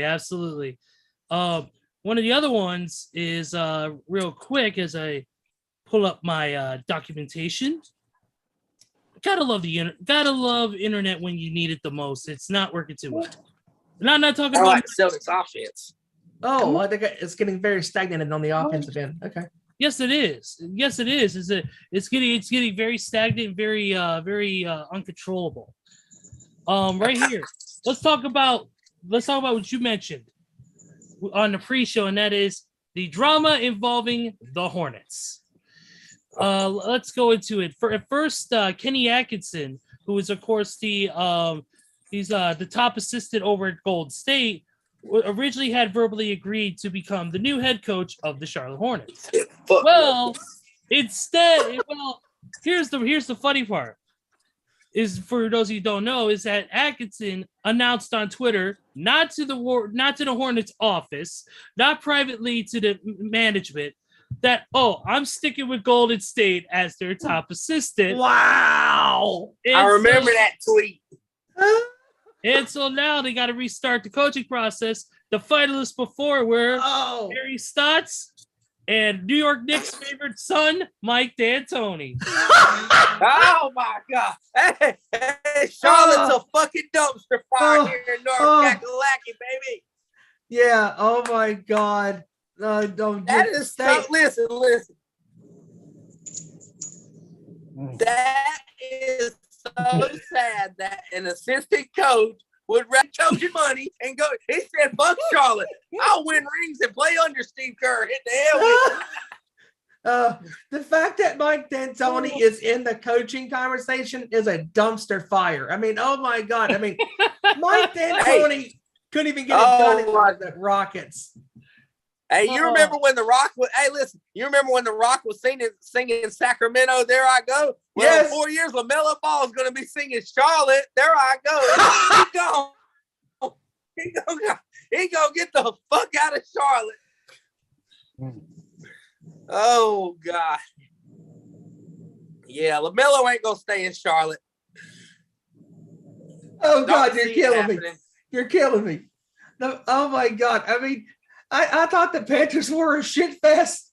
Oh, I think the Charlotte Hornets just took the cake. I mean, when the assistant coach of the Golden State Warriors, who just won the championship last week against the Celtics, obviously, is announcing on Twitter, "Oh, by the way, I'm not coming to your shitty team."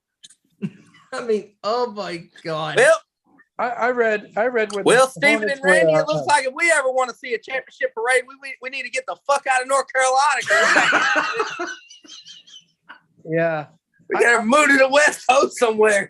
You Don't move to Dallas either. It ain't happening. Hey, there. when it comes to North Carolina, you don't have to die to get to a better place. All you got to do is travel 50 miles in any other direction. That's right. Wow. Especially when it comes to your sports team, man. Come on. The Charlotte Hornets are so bad right now with their decision making. I swear, Michael Jordan's golf game is better than his fucking decisions as the Hornets. No wonder Michael Jordan. No, I would give Michael Jordan the second baseball tryout before I get the Hornets a damn. He's a better baseball player with the White Sox than he is making decisions No wonder Michael fell down the hole in Space Jam. That was the precursor, even though it was a movie. Fuck that. Anyways. Oh God. Hey, get up and slam and welcome to the jam. I mean, Hey, there you go. let's get into some other ones real quick. Let's see here. Pulling up some big news. Trying to look up some good news here. You mentioned the Charlotte good news. Right here, free agent guard PJ Dozier, who suffered a torn ACL for Denver in November, has been cleared to resume full basketball activities and will be available for the start of preseason training. So that's good news for them. Great news. Yep. Yeah, great news for them. Yep. And of course, Landry Fields is now the official GM of the Atlanta Hawks as well. Okay. Yeah. Former NBA player. No, Kevin. Landry Fields, didn't he just play a couple of years ago? I was going to say, Kevin, he should have been the freaking manager for the Knicks. Yeah, just like Steph Curry is the dad of LeBron James. That's the next news. Son, you suck still. I win. Oh God, help us. Or he should have gone to the Hornets to be their manager. Oh Lord, I wouldn't even sign if they offered me $2 million. Hell, I stay at home. Not Charlotte. Oh God. That team sucks. Well, yeah, I could have told you that. Terrible. Steven saw that coming, and I'm not going to say the rest. Yep. That's all that needs to be known. Let's talk about this. Dennis Schroeder is not expected to re-sign with the Rockets. Mm. Ain't that Oh, what? Ain't that the goose that turned down like $40 million from the Lakers and signed $2 million with the Celtics a year ago or 2 years ago? something like that. Yeah.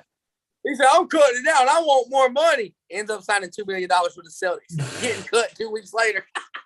Yeah. Yeah, good luck. Yep. And Timberwolves are interested in a player from the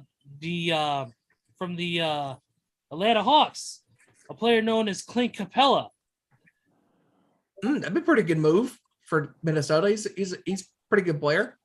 Yeah. Kevin's got more to say. Go ahead, Kevin. You can engage in whatever you want, buddy. No, I'm just saying about the Timberwolves. They've been fucking up for years. Someone said, Klay Thompson's daddy said, the Warriors should go ahead and give the Minnesota Timberwolves a championship ring while they're at it. Not only did they pass up on Steph Curry and Klay Thompson, they gave Andrew Wiggins to Golden State. They said they might as well just go ahead and gave the Timberwolves a ring while they're at it. They've been fucking up for 20 years. Yep. Dude, the team they had too with Ricky Rubio and just so many great Kevin Love. And guess what happened? Yep. But, and yeah, Kevin Love was part of that thing too. They were coming to trade Klay Thompson for Kevin Love, but Timberwolves said no. Kevin Love's the most valuable sixth man of the year. Said nope. We're keeping Klay. So, yep, they fucked that up. Good job, Minnesota. Yep. One other news report here. Says right here, according to the Athletic, the Pacers have serious engaged in trade talks regarding Malcolm Brogdon and Miles Turner. The Knicks, Wizards, and Hornets have shown interest. How fitting. He might as well retire.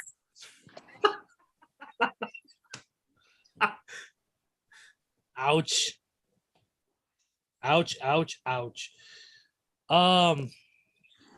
Yeah, let's see real quick. Here we go. Hornets and the Kings are among the teams that are interested in Looney. Oh boy, I don't see Looney going nowhere. Golden State's got billion-dollar pockets. They're gonna make sure their guys get fed. Yep. Yeah. They just did.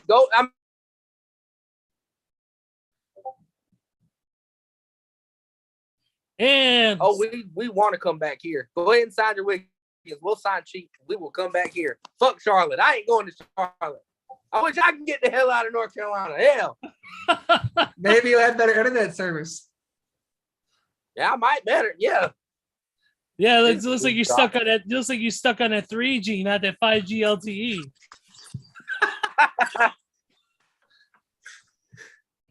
And anything else you guys want to talk about in the world of basketball before we move on to some other news reports?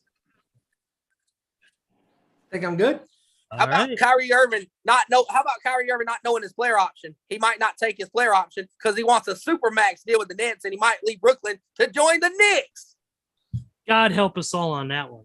Oh, The Knicks. dear Lord. Kevin Durant's really gonna feel like an ass clown. He left Steph Curry. Steph Curry wins a ring. He wants to play with Kyrie, and Kyrie left his ass. Oh, poor KD. That moment, God. KD knew he fucked up. Absolutely. Wow. All right. Let's move on to a little bit of the NFL. But there was some NFL news today, including the biggest news today that came from Buccaneers GM Jason Litt, and of course the social media of the man himself, is that Rob Gronkowski has announced his retirement.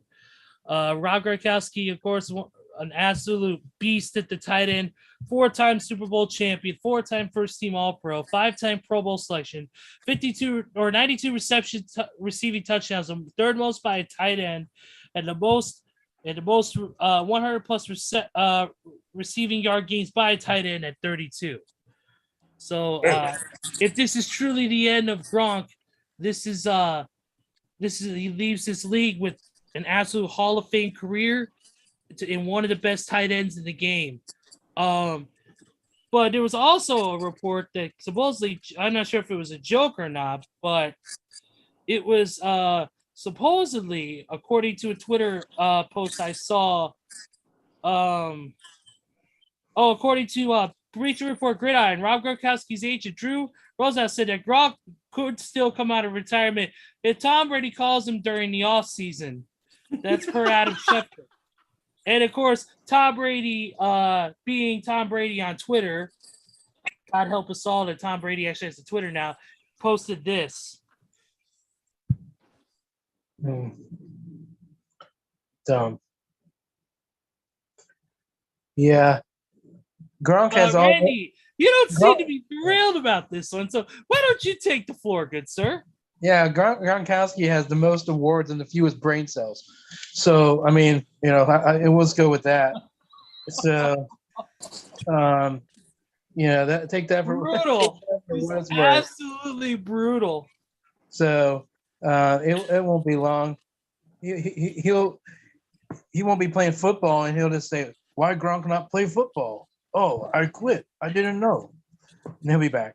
That'll be it. Yeah, Maybe I'll go to WWE again. What, Yeah. win another 24/7 title? Yeah. Yes. Why not? Great player, but yeah. Yeah. Very poor He's a decision. sideshow. Yeah, he's a sideshow. Good riddance. That's terrible. Hey, Randy, you brought up something that made me strike something in my memory here. When you listen, ain't got no brain cells. Yeah. Whew. You know what I thought about here? Yeah. Getting better internet service. Your dial-up isn't working right, dude. Oh my! Just playing with you, man. What did you say, Kevin? Go ahead. There we go. I said, you know what brought up it struck up a memory with me here.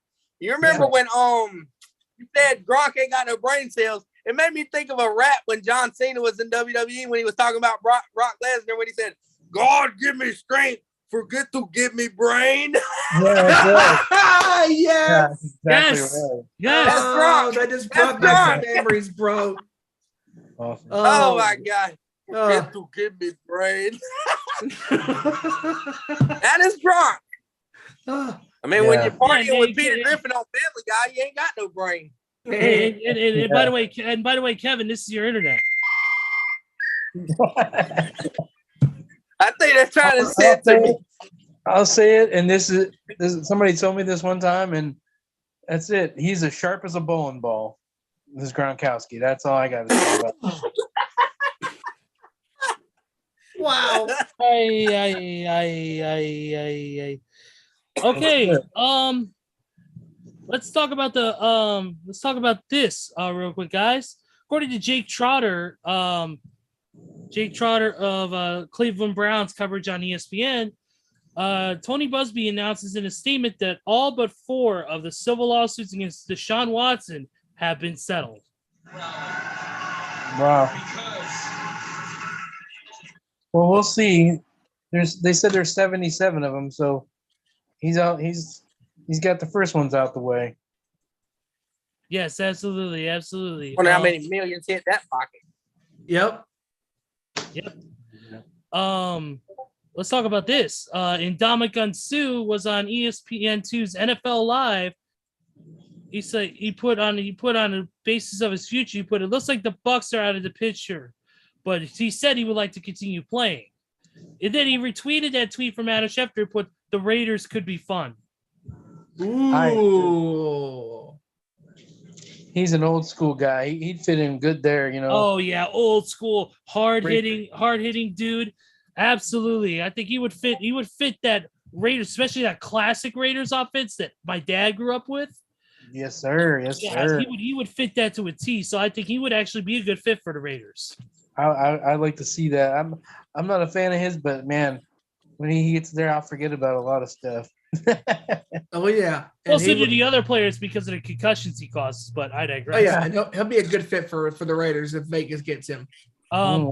Yeah. And let's talk about this, guys. The unfortunate news we found out the other day. We got to go back to basketball real quick. Caleb Swenigan, former NBA player, Purdue standout, died the other Monday night. He's only 25 years old. Very young kid. Let's see here. They said that he died of natural causes at a Fort Wayne, Indiana hospital. He was a first-round pick of the Portland Trail Blazers in 2017. He played with the Blazers and Sacramento Kings before he left the NBA, basically. But yeah, very young kid, former Purdue standout. Unfortunately, Very sad. Very sad. And also speaking of the sports world, I know the Nation's Corner will probably talk about this, but we gotta also say condolences to two legendary referees in the world of pro wrestling. That is Dave Hebner, the brother of Earl Hebner and uncle of Impact Wrestling and former WWE referee Brian Hebner, and of course legendary referee Timmy White. Of course, Tim White refereed some of the most famous matches in wrestling, including the Undertaker Mankind Hell in a Cell match at King of the Ring '98. So our condolences go out to both of them as well as the family and friends of Caleb Swenigan, who we lost on Monday as well. Oh yeah, I mean, just there's Tim White and Hebner have had some incredible matches, being in the middle of the ring, refereeing, and a lot of legendary matches, and the Hogan matches that he had, that Hogan wrestled over the years, and Randy Savage and freaking Triple H and Undertaker, you name it. I mean, both of these guys throughout their entire career refereed some of the best matches in professional wrestling. Yeah, definitely. And another unfortunate sad note, I forgot about this one. John Moon Mullen, who was a longtime writer for the Chicago Bears, passed away the other night. I've seen him many a times on some of the Fox Chicago NFL coverage with him on some of the shows. He fortunately died of looks like pancreatic cancer at the age of 74. But yeah, he's been writing for the Bears since the early 90s. He's been around for a long time. He wrote for the Chicago Tribune and NBC Sports Chicago, which was Comcast Sportsnet originally. So definitely a loss in the Bears family, unfortunately, with the loss of Moon Mullen, who was a great writer for Chicago and covered the team through many of their good years and many bad years. But condolences to him as well. Former linebacker for the Giants, Justin Hillard, has been suspended without pay for the first 2 games for a performance-enhancing substance violation. So that's one right there for you. Well, in punishments, there were some punishments handed out for stuff for off-season stuff. Mike McCarthy, Packers head coach, was fined $100,000, and the Cowboys were docked an organized team activity for 2023 for holding practices that were deemed too physical by the NFL. Well, they need to stay out of the shower together then. That's right. The only physicality I see. They don't do it on the football field. They don't do it on the football field, that's for sure. That's right. Oh, please let this show be over. No. More punishments were handed out by Dan Graziano. Dan Graziano reported more punishments for the offseason workout rules violations. Texas Lovie Smith was fined $50,000 due to prohibited one-on-one offensive line versus defensive line drills.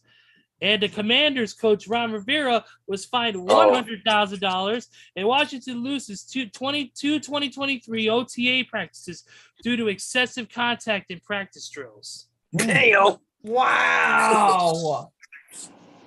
I know this on Let's Get Physical, but damn, not like this. I mean, at least they're getting physical on the football. I guess they're trying to get fined. I guess they're trying to get fined. They're trying to get fines to get back some of that money they lost in the pandemic. Yeah, Exactly. yeah.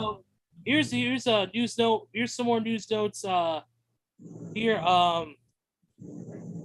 Right here, Washington. Actually, right here. Minka Fitzpatrick is now the highest paid safety in NFL history. Steelers have inked him down for a nice big payday of he'll be making $18.4 million per year. He was given $36 million guaranteed at signing. 4-year extension. Damn. Wow. Get that money, bro. Get That's that bread, it. homie. The That's Steelers it. defense is gonna have to be good. They ain't gonna have no offense, so Nope. Oh no, hey, one of their offensive players, Chase Claypool, I think he's on a good dose of crack or something, because he played out said that he was a top 3 receiver in the whole NFL. Like, bro, you might not even be top 3 on your teams. Fuck, you're talking about the NFL. yeah, they better check him for a concussion. Put him in the tent. Yeah. Or drug test him. Yes. Stay off the dope, bro. Yeah, Yeah. absolutely. And one other note I want to get into before we quickly talk about the NHL playoffs, the Stanley Cup Finals, is that Sue Bird, one of the great legends of the WNBA, has announced that this will be her final season playing in the respective league. Sue Bird, is a name we've heard about for years and years in the WNBA. She's one of the true legends, a future Hall of Famer, and truly one of the greatest of all time. Definitely, she will be missed on the court, but hopefully she could find a coaching position. Maybe even she could find a coaching position in the NBA, but we'll see. Right. But all the best to Sue Bird as she finishes off the season and hopefully has a nice retirement. All the best to Sue Bird. Let's get into the Stanley Cup playoffs real quick, gents, to close this bitch out. All right. Let's talk about it. Right now the series, last time I checked, it was up 2-1. Yep. Colorado's up 2-1 on the 2-time Stanley Cup champions, Tampa Bay Lightning. And last night, Tampa Bay got a very good win. Yep. To get back in the series. Dominant win, 6-2, 6-2. Yep. Very huge game. They play. Next game will be on the 22nd, which is tomorrow night at 8 p.m. Eastern on ABC. So check that out wherever you can watch it. It should be a very good game. Of course, Tampa Bay looking to even the series up. Colorado looking to extend it. This Tampa team kind of reminds me of Golden State when it comes to this championship pedigree, because Tampa Bay has won 2 consecutive Stanley Cup finals, and they're going for their third in a row in a three-peat. And one of the first teams to do that in a very long time in the NHL. And everybody wrote them off after the first 2 games because, Colorado looks really, really good, and Tampa Bay's not making the right adjustments. And man, even though Colorado absolutely just dominated, Tampa Bay in the first 2 games of the Stanley Cup Finals, Tampa Bay has finally found a groove, especially last night being on their home ice.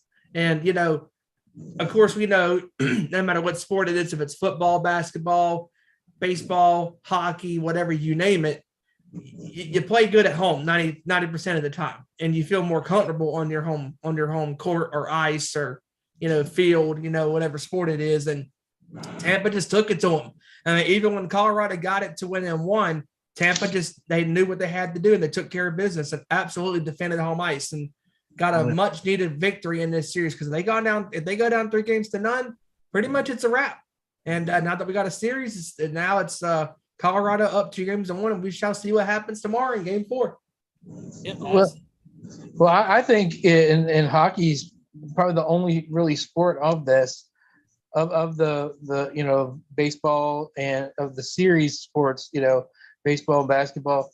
3-1 doesn't really mean much either. Nope. It doesn't mean much at all. In hockey, I mean, those teams will always fight. I mean, the game last night just proved, that Tampa Bay has what it takes. Like the Golden State analogy was great, but I think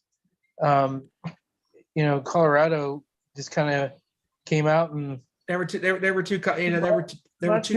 confident, but in the wrong way. They were too cocky. And Tampa Bay has had a couple rough series, had a real rough series the last series. So With the they were Rangers. the Rangers. So they're still reeling from that. So they had a chance to rest, but not as much as Colorado.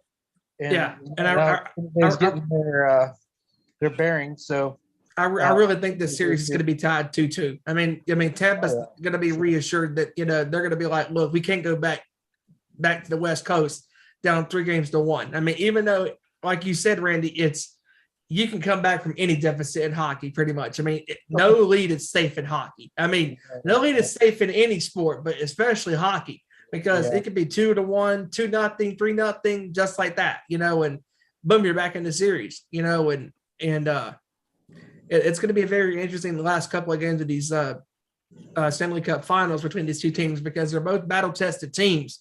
I mean, especially Tampa. 3 years ago was the number 1 seed and got absolutely swept out of the first round. And everybody thought, oh, they're done. They're a failure because they haven't won nothing. And then what did we say about the Celtics?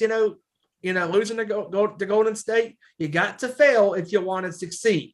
Michael Jordan went through the same thing in the NBA, failed all those years against the Celtics and the Pistons. He had to go through hardships of failure and heartbreaks to get to the triumph days of Chicago, and winning all those championships with the 6 trophies. And that's what Tampa Bay in the NHL has gone through. 3 years ago, they were humiliated by St. Louis, just absolutely just taken out of the game, and shockingly, and fast forward 3 years later, they've won 2 championships, going for their third. It's a hard thing to do in sports, is three-peat. And they could be one of the first teams in a very long time in any sport since I believe it was the Lakers, right? That last three-peated. Yes, it was. Lakers in 2000. Yep. So they were the last team in any sport to three-peat. So Tampa Bay could still do it. They can do it. It's just a matter of winning these games, and you can't have a lot of errors in these games, because one turnover can lead to a goal on the other end, and on top of that too, Tampa Bay and last night really capitalized on the power plays. When they had the 1-man advantage, they took full advantage of the power play and scored a couple of their goals off of that. Absolutely, Steven. That's one of in any hockey game, that's one of the most critical moments, the power play. You've got that 5-on-4, 5-on-3, 4-on-3 advantage. No matter how it ends up, you got to take advantage of those opportunities. That was one of the things where I thought the Blackhawks struggled this year, was the power play. They've had that problem for a number of years, where they've, for some reason, have always struggled with the power play. And that's something you can't struggle with in this type of series. And I'm glad Tampa Bay capitalized on it, was able to get this win over Colorado. It's going to be a tough game, man. Like I said, this is the most critical game for Tampa Bay. Either they tie this series up, or they are on the brink of elimination. Exactly. So Tampa Bay's got to play their hardest. Yep. And now all of the success and the failures that they have had over the last 3 to 4 years, it all comes down to this, because this is what true champions are made of. And even if they lose this series, they're still true champions, because they won two out of the last 3 championships. And if they can win this third one, 3 and 4 years, that's a hell of a testament right there for this organization, because just an incredible roster of players and hell of a goalie. Absolutely. Before we wrap up the show for today, I just want to get some quick. Tonight was the Nhl Awards, and I want to get into some of the winners here. Right here, Moritz Seider won the Calder Trophy, voted as NHL Rookie of the Year at the 2022 Nhl Awards. He's for the Detroit Red Wings. He led rookie defenseman in assists and points, and was second with 7 goals, one behind Martin Feverardi of the Washington Capitals. So that was a big win for him. Right here, Austin Matthews of the Toronto Maple Leafs won the Ted Lindsay Award for the most outstanding player in the NHL, as voted by the NHLPA. And he is the first Maple Leafs player ever to win that award. So he made history. Congratulations, Austin Matthews. And speaking of the Colorado Avalanche, Cale Makar, he won the Norris Trophy, which is voted as the best defenseman in the league by the NHL. PA. So congratulations to all the winners of the NHL Awards, and game, like I said, tomorrow, game 4, critical. We'll see what happens. Should be a very good game. Yes. Anything else you guys want to talk about real quick before we get out of here? I'm good. I think I'm good. All right, let's wrap the show up. All right, Randy, final thoughts. Let's do it, buddy. Hey, great show tonight. Just good analysis on the finals and what's next for Golden State and a lot of these other teams that are getting ready to make some moves. And just hope everybody has a good week. And Joseph, we'll see you next week. And everybody have a great week. Take care. Absolutely, Randy. Kevin? It's been a good show with you guys again, talking NBA champions, hockey, all that good stuff, NFL, NBA news. But I think as all of us, we can all agree on, even me as a Warriors fan and everybody else, NBA fans, these last 2 NBA finals have been off the charts because there were no super teams. They were all homegrown and home built, home raised. Phoenix, Milwaukee, Golden State, Boston, and that deserves more respect than anything in the NBA. Yep. Y'all have a good one. Absolutely. Steven, you know the drill, buddy. As always, great show with you fine guys. And Joey, looking forward to having you back on the show next week. And like I said at the top of the hour, I will not be on next week's show. I will be at the Motley Crue, Def Leppard, Poison, and Joan Jett show at Bank of America Stadium in Charlotte, North Carolina. And should be a hell of a show because I'm telling you, finally, Vince Neil has somewhat learned his lesson. Practice, get in good shape. And he sounds pretty damn good for his age, and he sounds better, in my opinion, than he did when I was at the show 8 years ago in Greensboro with Motley Crue, and Alice Cooper was opening up, and he just didn't sound that great. But fortunately for him, he sounds, pretty good right now, on this tour, and he's holding up pretty well. And should be a really good show next week. And Ezra, you will be having a really good show this weekend on the Nation's Corner when you and two sweet Neil in front row are on the Nation's Corner talking about what's going on this weekend in the Windy City of Chicago for AEW and New Japan Pro Wrestling presents Forbidden Door live on pay-per-view. And you can follow the Nation's Corner on Twitter at Nation's Corner, everywhere else on the social medias, Facebook, YouTube, Instagram, you know the drill. It's at the Nation's Corner, and you can catch Ezra, Neil, and Front Row on the Nation's Corner this Saturday night, 7 p.m. Eastern, 6 Central, 4 p.m. Pacific on the West Coast. And also, with that being said, you can also follow us on Twitter at Owen_Sports Show, Facebook.com/Nation Sports Show. On YouTube, just type in our Nation Sports Show. Get us at that 100 subscriber level so we can get that custom URL. We are so close.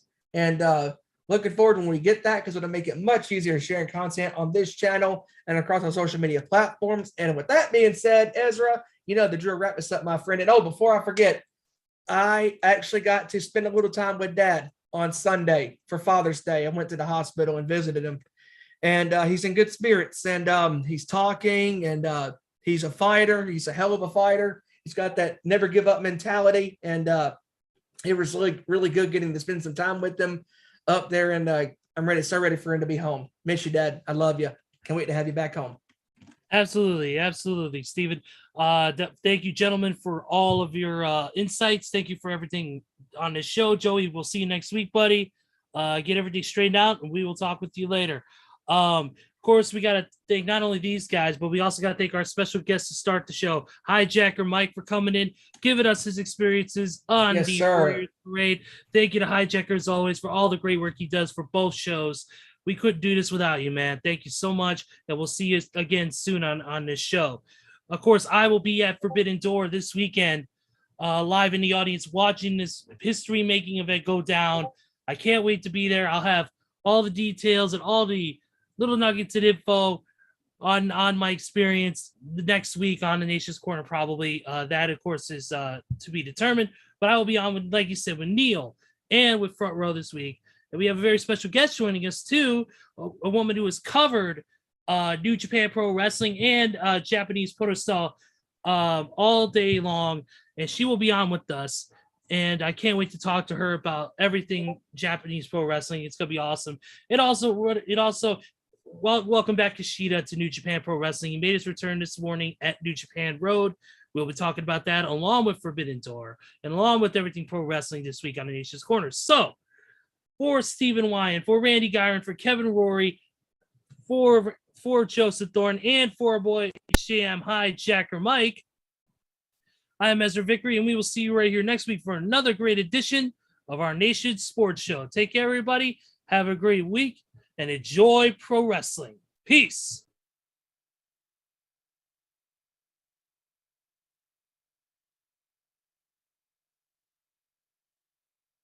Turn me up.